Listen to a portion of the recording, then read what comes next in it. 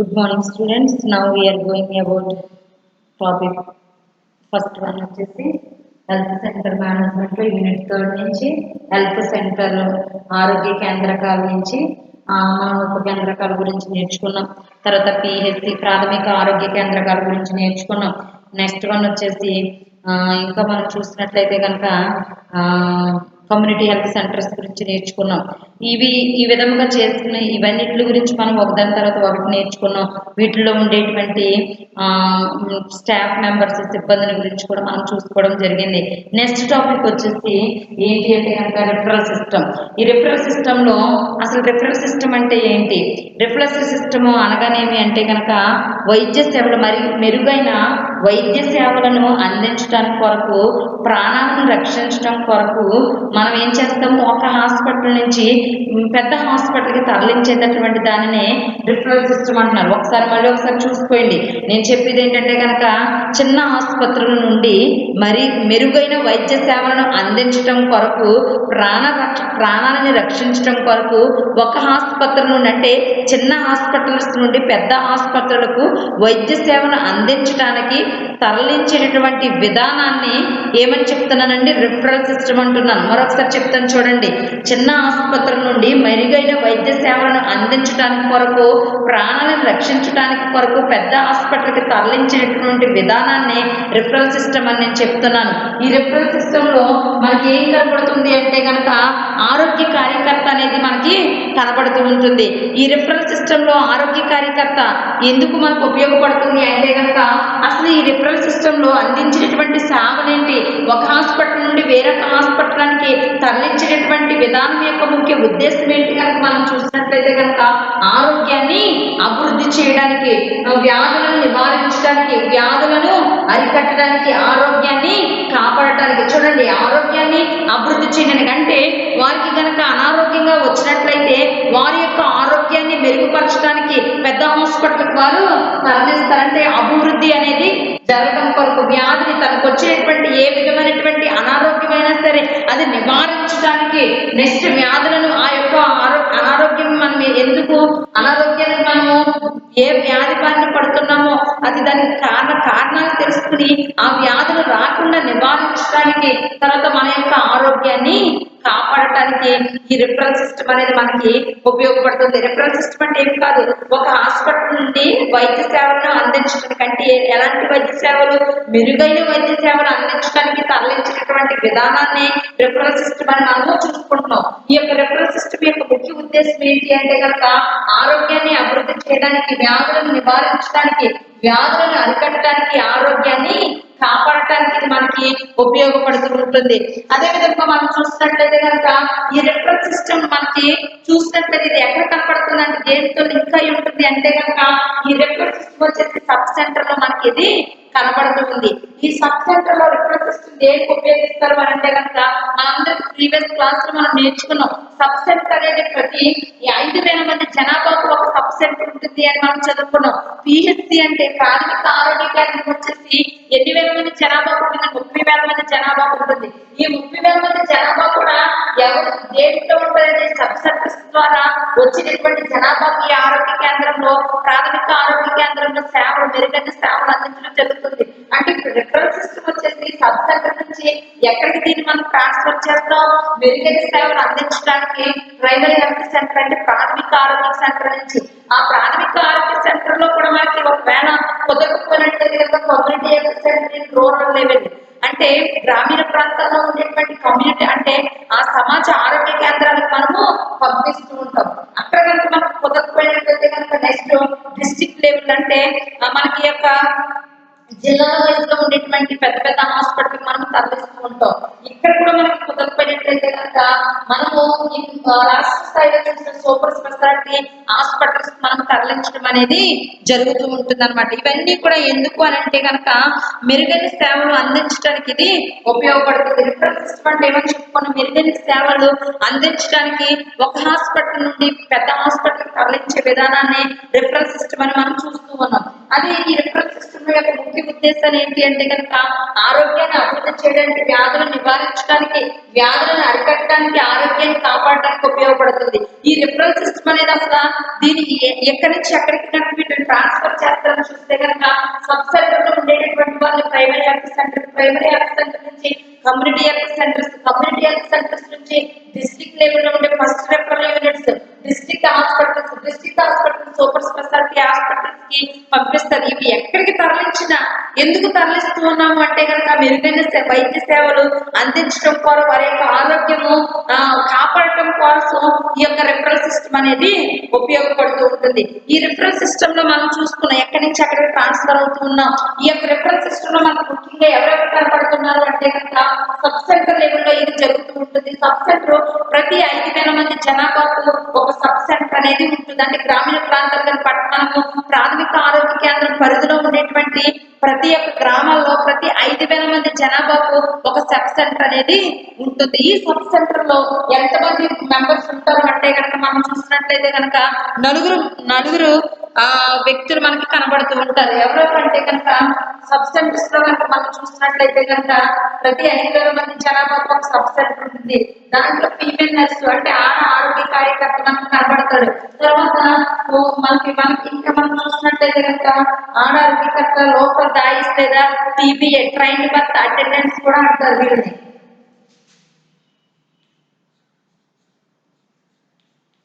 Trained birth anganwadi, తర్వాత ICDS.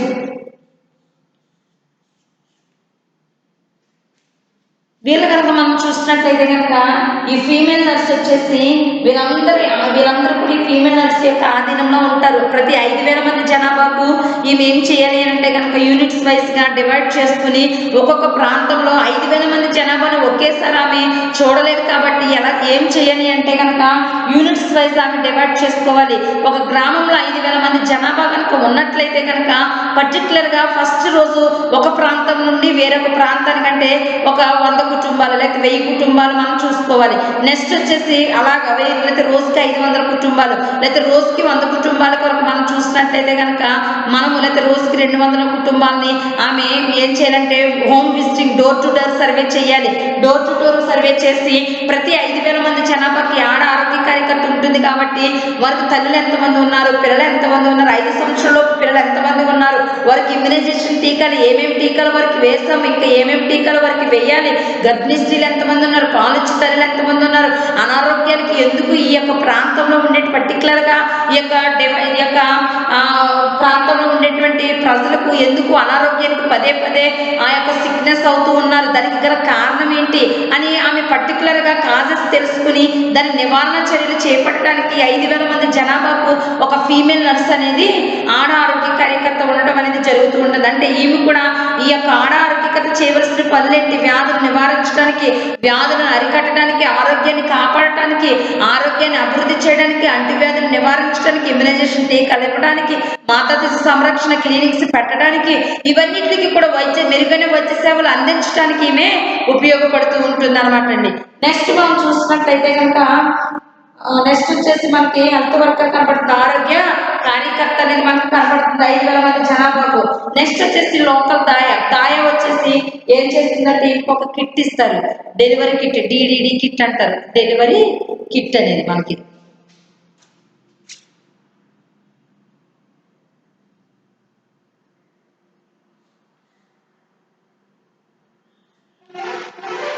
Delivery kit అనేది వీళ్ళకి ఇవ్వడం జరుగుతుంది.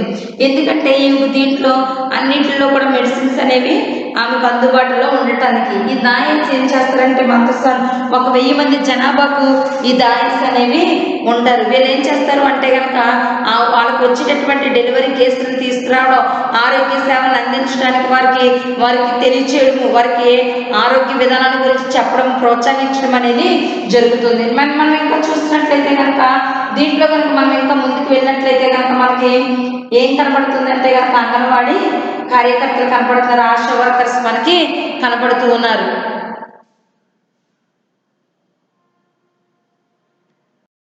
ఈ శిక్షణ పొందినటువంటి దాయిస్ ఏం చేయాలి అంటే కనుక వీరు 6 శుభ్రతలతో కూడినటువంటి ఆరోగ్య సేవలను అందించాలి. ఎవరైతే కుటుంబ నియంత్రణ పద్ధతులను తీసుకుంటారో, డెలివరీకి ఎవరైతే ప్రసవించడానికి సిద్ధంగా ఉన్నారో వారి కాన్పులు ఏ విధంగా చేయాలి, హాస్పిటల్లో కాన్పులు జరగడానికి వాళ్ళని సిద్ధపరచడానికి ఈ దాయస్ అనేవారు మనకి ఉపయోగపడుతున్నారు. అంటే ప్రతి 1000 మంది జనాభాకు ఈ యొక్క దాయి అనేది ఉంటుంది. వచ్చేసి ఇవి చేయవలసిన 6 పరిశుభ్రతలు. 6 పరిశుభ్రత నుంచి నెక్స్ట్ క్లాస్ మనము చూసుకోవచ్చు అనమాట అండి. అంటే 6 శుభ్రతలతో కూడినటువంటి పరిశుభ్రతలతో కూడినటువంటి 6 పరిశుభ్రతలను పాటించాలి. 6 పరిశుభ్రతలు కూడా పాటించి కాన్పు చేయడానికి ఈమె సిద్ధముగా ఉండాలి. అదేవిధంగా ఈమె దగ్గర ఏమైనా ఈమె యొక్క ఐడియాలో ఉన్నట్లయితే కనుక ఎవరికైనా అనారోగ్యంగా ఉన్నా బాగోకపోయినా ఈమె ఏం చేయాలంటే ఆరోగ్యకర్తకు రిఫర్ చేయాలి. ఆరోగ్య కార్యకర్తకి ఈమె ఏం చేయాలంటే రిఫర్ చేయవలసినటువంటి అవకాశం ఎక్కువగా ఉంటుంది. ఈమె యొక్క ఉపయోగం ఏంటంటే ఈ కాన్పులు చేయడానికి కుటుంబ సంక్షేమ నియంత్రణ పద్ధతులను పాటించడానికి ఈమె మనకి ఉపయోగపడుతూ ఉంది. అంటే వారికి తెలియాలి ఈమె చేయవలసినటువంటి పని ఏంటంటే 6 పరిశుభ్రతలతో కూడినటువంటి నియమాలను పాటించాలి. 6 పరిశుభ్రతలతో వచ్చేసి శుభ్రమైనటువంటి చేతులు, శుభ్రమైనటువంటి కత్తెర, శుభ్రమైనటువంటి బ్లేడు, శుభ్రమైనటువంటి వాతావరణం, శుభ్రమైనటువంటి మెడిసిన్స్ ఉపయోగించాలి, శుభ్రమైనటువంటి కిట్ని ఆమె తీసుకోవాలి. ఇవన్నీ కూడా ఆమె పాటిస్తూ ఏం చేయాలి అంటే కనుక ఈ లోకల్ దాయాస్ వచ్చేసి ఆమె రిఫర్ చేస్తూ ఆరోగ్యకర్తకు ఆమె రిఫర్ చేయవలసినటువంటి అవకాశం ఉంటుంది. అంగన్వాడీ వచ్చేసి ICDS అంటే ఇంటిగ్రేటెడ్ చైల్డ్ డెవలప్మెంట్ స్కీమ్ అనమాట అండి.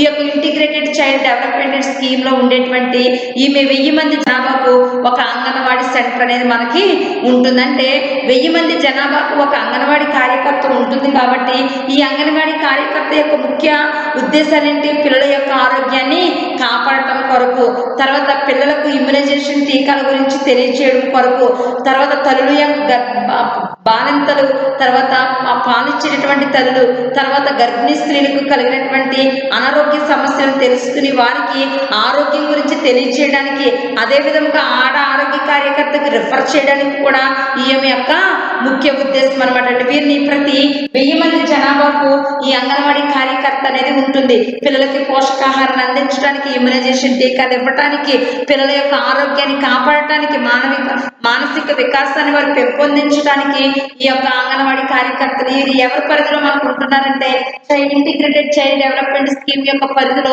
ప్రతి 1000 మంది జనాభాకు ఒక అంగన్వాడీ కార్యకర్త అనేది మనకి కనబడుతూ ఉంటుంది. మనం ఇంకా చూసినట్లయితే కనుక ఆశా వర్కర్స్ గురించి మనం చూసినట్లయితే కనుక మనకు తెలిసి ఇప్పుడు ప్రజెంట్ డేస్ లో ఈ ఆశా వర్కర్లు ఎక్కువగా మనకి కనబడుతూ ఉన్నారు. ఇంతవరకు అయితే కనుక ముందు మనం చూసినట్లయితే కనుక 7 నుంచి 8వ తరగతి చదువుకున్న వారిని ఆ యొక్క గ్రామానికి పర్టికులర్ గా విలేజెస్ వాళ్ళై ఉండాలి. అంటే సొంత విలేజెస్, ఆ యొక్క విలేజ్ లో అందరి గురించి తెలిసిన వారై ఉండాలి.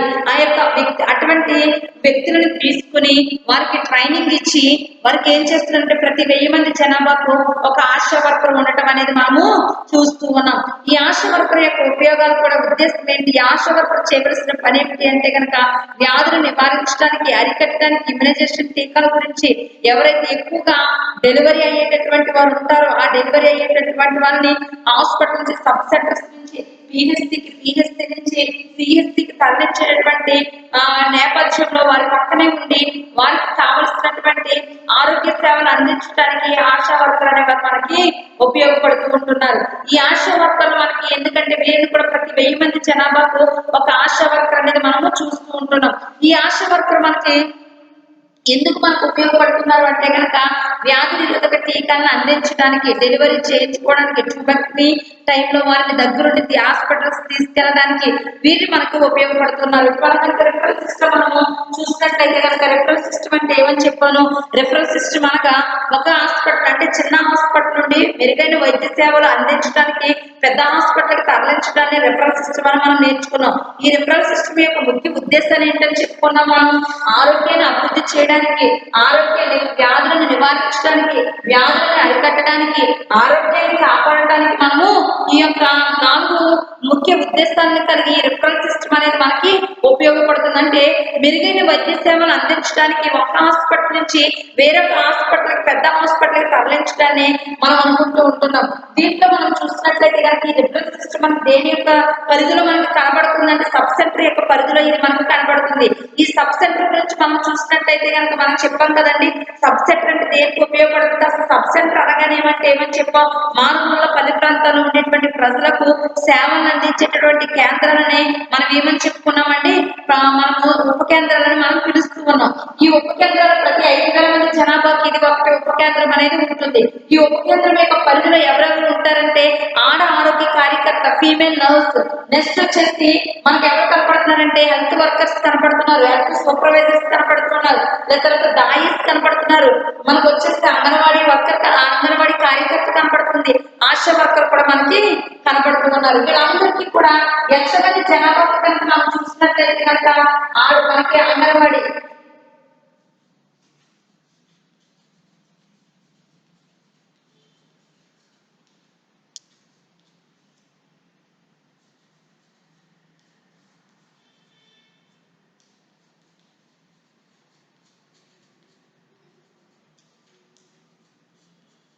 వీళ్ళందరూ కూడా మనకి ఎంతమంది పాపులేషన్ కనపడతారంటే 1000 మంది జనాభాకు వీరు కనబడుతూ ఉంటారు. అంటే ఈ అంగన్వాడీ కార్యకర్త ఎవరి పరిధిలో ఉంటుంది, ఐసిడిఎస్ ప్రాజెక్ట్ పరిధిలో వీళ్ళు మనకి కనబడుతూ ఉంటారు. ఆశా వర్కర్, దాయా, హెల్త్ వర్కర్, వీళ్ళందరూ కూడా ఎవరి యొక్క పరిధిలో మనకు ఉంటారంటే కనుక ప్రతి 1000 మంది జనాభాకు వీరిని నియమిస్తూ ఉంటారు. అంటే ఆడ హెల్త్ వర్కర్, ఫీమేల్ నర్స్ వచ్చేసి ఫీమేల్ నర్స్ మనం ఎంతమంది జనాభాకు నియమిస్తారని చెప్పాము అంటే కనుక 5,000 మంది జనాభాకు ఈ ఫీమేల్ నర్స్ అనేది మనకి కనబడుతూ ఉంటుంది. అందుకని వీరందరూ కూడా ప్రతి 1000 మంది జనాభాకు వీరు ఒక్కొక్కరిని ఏర్పాటు చేసి వీరందరి యొక్క ముఖ్య ఉద్దేశాలు ఈ సబ్ సెంటర్స్, ఉప కేంద్రాలు, ప్రాథమిక ఆరోగ్య కేంద్రాలు, community health centres, district hospitals, super speciality hospitals, ఇవన్నీ కూడా మనకి ఎందుకు ఉపయోగపడుతున్నాయి అంటే కనుక వ్యాధిని నివారించడానికి, వ్యాధిని అరికట్టడానికి, ఒకవేళ మనకు ఆ వ్యాధి వచ్చింది అనుకోండి, ఆ వ్యాధిని నివారించడానికి ప్రివెంటివ్ మెషర్స్ తీసుకోవడానికి, అదే విధముగా వ్యాధి ఎందుకు వచ్చిందో కంట్రోల్ మెషర్స్ తీసుకోవడానికి, వ్యాధిని అరికట్టడానికి, ఆరోగ్యాన్ని కాపాడటానికి, ఆరోగ్యాన్ని రక్షించడానికి ఈ కేంద్రాలన్నీ కూడా మనకి ఉపయోగపడుతూ ఉన్నాయి. ఇవన్నిటి నుంచి మనం చూసినట్లయితే కనుక మనకి ఎక్కడ కనపడుతుందంటే కనుక ఈ యొక్క సబ్ సెంటర్ రిఫరల్ సిస్టమ్, మన హెల్త్ సెంటర్, ఆరోగ్య కేంద్రంలో కనుక మనం చూసినట్లయితే కనుక ఇవన్నీ కూడా మనకి కనపడుతూ ఉంటున్నాయి. ఈ ఫీమేల్ నర్స్ వచ్చేసి ఆడ ఆరోగ్య కార్యకర్త వచ్చేసి 5,000 మంది జనాభాకు వీరిని మనం ఉపయోగిస్తూ ఉంటాం. ఈ 5,000 మంది జనాభాలో ఎవరికి ఆరోగ్యం గురించి కానివ్వండి, లేకపోతే కనుక అనారోగ్యంగా ఉన్న వారిని కానివ్వండి, కావాల్సినటువంటి డోర్ టు డోర్ సర్వే చేసి ఆమె కావాల్సినటువంటి వస్తువులన్నింటినీ కూడా ఆమె కూడా తీసుకువెళ్ళి హెల్త్ టెస్టులు కానీ, యూరిన్ టెస్టులు కానీ, బ్లడ్ టెస్టులు కానీ, ఏమైనా అవంతర పరిస్థితులు జరిగినప్పుడు వారికి కావాల్సినటువంటి మెడిసిన్స్ అనేవి ఎలా ఇవ్వాలి అనేది కూడా ఈమె ఏం చేయాలంటే డోర్ టు డోర్ సర్వే చేసి, హోమ్ విజిటింగ్ చేసి తద్వారా ఆమె తెలుసుకోవడం జరుగుతుంది. ఈమె యొక్క ముఖ్య ఉద్దేశం ఏంటంటే ఒక పర్టికులర్ ప్రాంతంలో ఏదైనా ఒక వ్యాధి కనుక సంభవించినట్లయితే దానికి గల కారణాలు తెలుసుకుని అది దేనివల్ల ఆ వ్యాధి విజృంభించింది అనేది చూసుకుని దాన్ని నివారించడానికి తగిన చర్యలు తీసుకోవడానికి కూడా ఈ ఆడ ఆరోగ్య కార్యకర్తలు మనకి ఉపయోగపడుతూ ఉన్నారు. అలాగే అంగన్వాడీ కార్యకర్త వచ్చేసి, అంగన్వాడీ కార్యకర్త మనం ఏమని చెప్పుకుంటున్నామండి, అంగన్వాడీ కార్యకర్త అయితే కనుక ప్రతి 1000 మంది జనాభాకు ఒక అంగన్వాడీ సెంటర్ అనేది, అంగన్వాడీ కేంద్రం అనేది ఉంటుంది. ఈ అంగన్వాడీ కేంద్రంలో ముఖ్యంగా పిల్లల యొక్క ఆరోగ్యాన్ని కాపాడటానికి, పిల్లలను అనేక వ్యాధుల బారి నుండి రక్షించడానికి ఈ ఆడ ఆరోగ్య కార్యకర్త మనకి ఉపయోగపడుతూ ఉంటుంది. అందుకని మనం చూసినట్లయితే కనుక ఈ ఆడ ఆరోగ్య కార్యకర్త మనకి 5,000 మంది జనాభాను విభజించుకుని యూనిట్స్ వైజ్ గా విభజించుకుని ఆమె డోర్ టు డోర్ సర్వే చేయవలసినటువంటి అవకాశం చాలా ఎక్కువగా మనకి కనబడుతూ ఉంటుంది. ఇవన్నీ కూడా మనకి దేని యొక్క పరిధిలో మనకి కనబడుతుంది అంటే కనుక ఆరోగ్య కేంద్రాలు, అంటే మనం ఒక కేంద్రం గురించి నేర్చుకున్న సబ్ సెంటర్స్ గురించి నేర్చుకున్నాం, ప్రైమరీ హెల్త్ సెంటర్స్ గురించి, కమ్యూనిటీ హెల్త్ సెంటర్స్, ఇవన్నీ కూడా ఆరోగ్యాన్ని కాపాడటానికి, వ్యాధులను నివారించడానికి, వ్యాధులను అరికట్టడానికి, ప్రాణాలను రక్షించడానికి, ఆరోగ్యాన్ని పెంపొందించడానికి ఇవన్నీ కూడా మనకి ఉపయోగపడుతూ ఉన్నాయి. మనము ఏ విషయంలో కూడా ఎప్పుడు కూడా మనము మర్చిపోకుండా ఉండవలసిన విషయం ఏమిటి అంటే కనుక ఈ ఆరోగ్య కేంద్ర దేనికి ఉపయోగపడుతున్నాయి అంటే మన యొక్క ఆరోగ్యాన్ని పెంపొందించడానికి మనకి ఉపయోగపడుతూ ఉంటున్నాయి. అందుకని శిక్షణ పొందినటువంటి దాయిస్ ఏం చేస్తూ ఉంటారంటే కనుక దీంట్లో వాళ్ళందరూ కూడా శిక్షణ పొందినటువంటి వ్యక్తులు మనకి కనబడుతూ ఉంటారు. ప్రతి 1000 మంది జనాభాకు వారికి కావలసినటువంటి ఆరోగ్యాన్ని వారికి అందించడం కోసం, ఆరోగ్యాన్ని ఇవ్వడానికి, ఆరోగ్యాన్ని పెంపొందించడానికి వీళ్ళందరికీ కూడా వీళ్ళు ఏం చేస్తారంటే ట్రైనింగ్ ఇవ్వడం అనేది జరుగుతూ ఉంటుంది. ఆ ట్రైనింగ్ తీసుకుని వారు ఏం చేస్తూ ఉంటారంటే కనుక ఈ రిఫరల్ సిస్టమ్ లో కనుక వారు చూస్తూ ఉంటారు. ఈ రిఫరల్ చేస్తూ ఉంటారు. రిఫర్ చేయవలసినటువంటి కేసులను పెద్ద హాస్పిటల్ తరలించడం కానీ, ఆశా వర్కర్ లేకపోతే కనుక అంగన్వాడీ కార్యకర్త, దాయిస్ కానీ, హెల్త్ వర్కర్ కానీ వీళ్ళందరూ ఏం చేస్తారంటే ఆడ ఆరోగ్య కార్యకర్తకు రిఫర్ చేస్తారు. వీరు రిఫర్ చేసినటువంటి ఏం చేస్తుంది అంటే కనుక ఒకవేళ పెద్ద హాస్పిటల్కి వెళ్తే మెరుగైన వైద్య సేవలు అందిస్తారు అనే ఉద్దేశం కలిగి ఉంటే కనుక వెంటనే ప్రైమరీ హెల్త్ సెంటర్ అనే దాన్ని వారిని తరలించడం అనేది జరుగుతూ ఉంటుంది. ఇవన్నీ కూడా మనం చూసినట్లయితే కనుక ఆరోగ్యాన్ని కాపాడటానికి మనకి ఉపయోగపడుతూ ఉంటాయి. ఇంకా మనం ఏమేమి సందర్భాల్లో రిఫర్ చేయొచ్చు, ఈ రిఫర్ చేయడం వల్ల ముఖ్య ఉద్దేశాలు ఇంకా ఏంటి అని కనుక మనం చూసినట్లయితే, కానీ ఏమేమి పరిస్థితుల్లో కనుక మనం రిఫర్ చేయవలసినటువంటి కేసులు ఏంటి అని కనుక మనం చూసినట్లయితే కనుక ఫస్ట్ మనకి ఆరోగ్య కార్యకర్తకు కానీ, ఈ హెల్త్ సూపర్వైజర్, హెల్త్ వర్కర్ కానీ తెలిసి ఉండవాలని. ఎందుకనంటే ప్రాణాపాయ పరిస్థితులు ఎలాంటి పరిస్థితుల్లో పిహెచ్సికి కానీ సబ్సెంటర్స్ నుండి పిహెచ్సి నుండి కమ్యూనిటీ హెల్త్ సెంటర్స్ మనం వారిని ట్రాన్స్ఫర్ చేయాలి, రిఫర్ చేయాలి అనే దాని గురించి మనం తెలుసుకోవాలి అంటే కనుక ఫస్ట్ మీరు తెలుసుకుని ఉండాలి. Female nurse plus health worker తెలుసుకుని ఉండాలి. ఎందుకనంటే ఏ హాస్పిటల్కి అయితే వీళ్ళకి వైద్యము అందించబడుతుందో, మరిగైన సేవలు, ప్రాణాన్ని మనం కాపాడగలము, ప్రాణాన్ని రక్షించగలము, ఎటువంటి సందర్భాలు వీళ్ళు మనము పెద్ద హాస్పిటల్ మనం పంపించాలి అనే దాని గురించి తెలుసుకోవాలి అంటే కనుక మనం ఎటువంటి సందర్భంలో రెస్పాన్సిబిలిటీస్ రిఫరల్ సిస్టమ్ అంటే కనుక బాధ్యతలు కనుక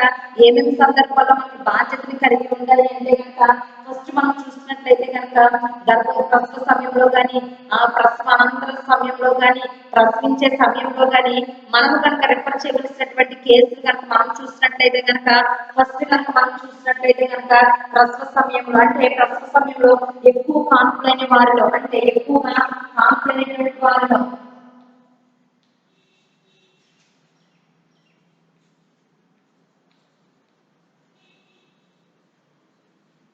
ఎక్కువ కాన్పులు జరిగిన వారిలో, నెక్స్ట్ చిన్న వయసులో వివాహాలు జరిగిన వారిలో, తక్కువ వయసు వివాహాలు జరిగిన వారికి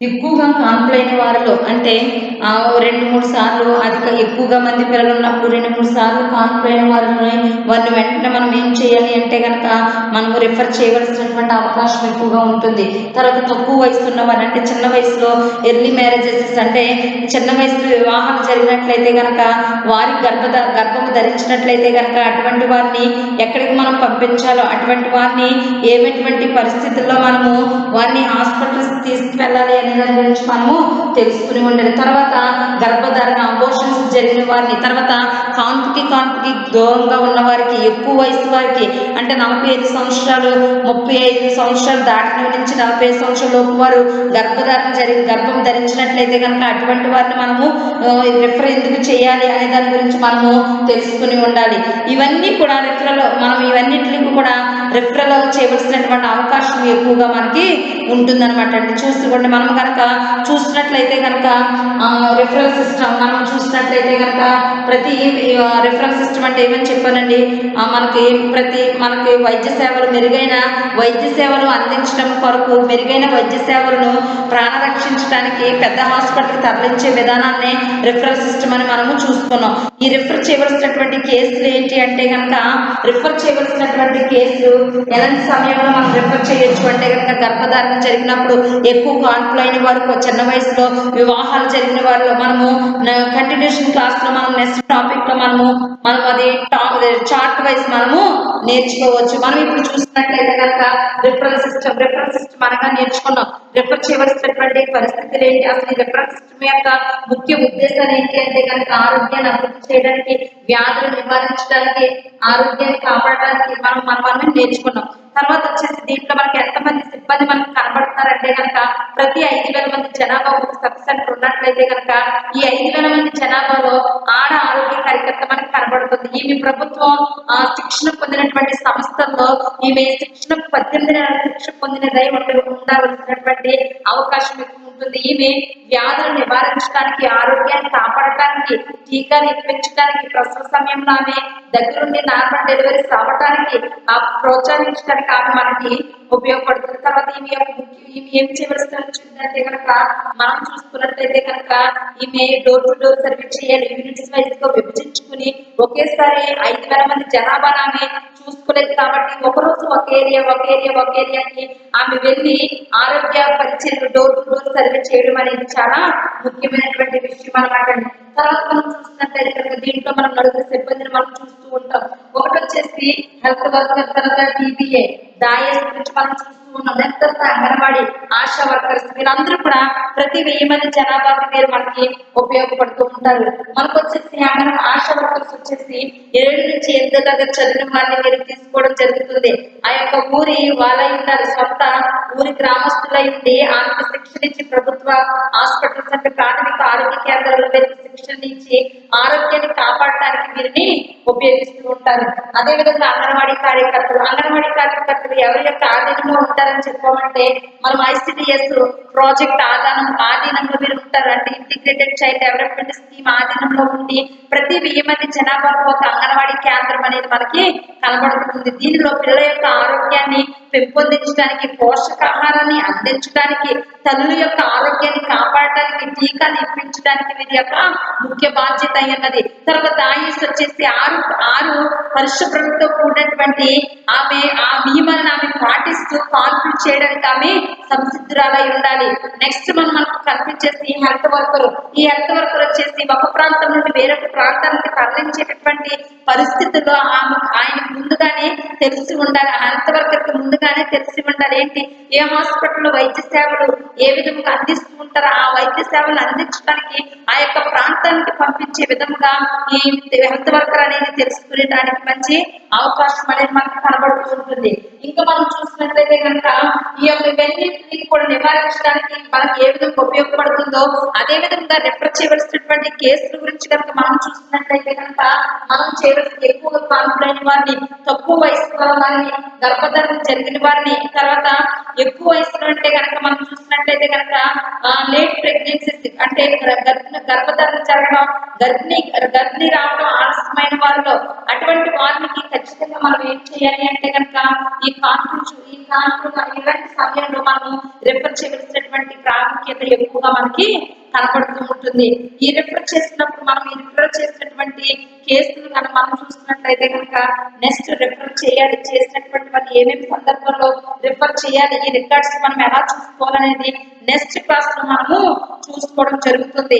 ఈ యొక్క ముఖ్య ఉద్దేశం ఏంటి అంటే కనుక ఆరోగ్యాన్ని మనకి ఉప కేంద్రాలు అన్ని కూడా హెల్త్ సెంటర్స్ అన్ని కూడా మన యొక్క ఆరోగ్యాన్ని కాపాడటానికి ముఖ్యంగా గ్రామీణ ప్రాంతాల్లో, పట్టణ ప్రాంతాల్లో కంటే గ్రామీణ ప్రాంతాల్లో ఎక్కువగా అంటువ్యాధుల బారిన పడుతూ ఉంటారు. ఈ అంటువ్యాధులను నివారించడానికి, ఈ అంటువ్యాధులను రాకుండా నేల ద్వారా కానీ గాలి ద్వారా కానీ ఒకవేళ కలుషితమైనటువంటి నీరు, ఆహార పదార్థాల వల్ల కానీ ఎక్కువగా ఏ యొక్క ప్రాంతాల్లో ఏ వ్యాధులతో మీరు బాధపడుతున్నారో దానికి కావలసినటువంటి నివారణ చర్యలు తీసుకోవడానికి కూడా ఈ యొక్క ఆరోగ్య కేంద్రాలు అన్ని కూడా మనకి ఉపయోగపడుతుంది. అలాగే అంతర్జాతీయ కార్యక్రమాలని అందించడానికి మరి ముఖ్యంగా టైఫాయిడ్ కానీ, మలేరియా, నెక్స్ట్ వచ్చేసి మనకి ఫైలేరియాసిస్ ఇవన్నీ కనుక వచ్చినప్పుడు వారికి ఏ విధమైనటువంటి ట్రీట్మెంట్ తీసుకోవాలి, ఎలాంటి సందర్భంలో వాళ్ళు కేరింగ్ తీసుకున్నట్లయితే కనుక ఆ యొక్క నివారణ చర్యలు మనం ఏ విధంగా చేపట్టాలో అటువంటి అవగాహన కూడా ఈ యొక్క సబ్ సెంటర్స్ లో కానీ, ప్రైమరీ హెల్త్ సెంటర్స్ లో కానీ, కమ్యూనిటీ హెల్త్ సెంటర్స్ లో కానీ, ప్రాథమిక ఆరోగ్య కేంద్రాల్లో ఏ యొక్క కేంద్రాల్లో ఉన్నటువంటి వాళ్ళందరికీ కూడా ముఖ్యంగా తెలిసి ఉండవలసినటువంటి అవకాశం ఎక్కువగా కనబడుతూ ఉంటుంది. అందుకని మనం ముఖ్యంగా చూసుకోవాలంటే ఈ రిఫరల్ కేసులు అంటే రిఫర్ చేయవలసినటువంటి పరిస్థితులు కూడా మనము తెలుసుకొని ఉండవలసినటువంటి అవకాశం మనకి ఎక్కువగా కనబడుతూ ఉంటుంది.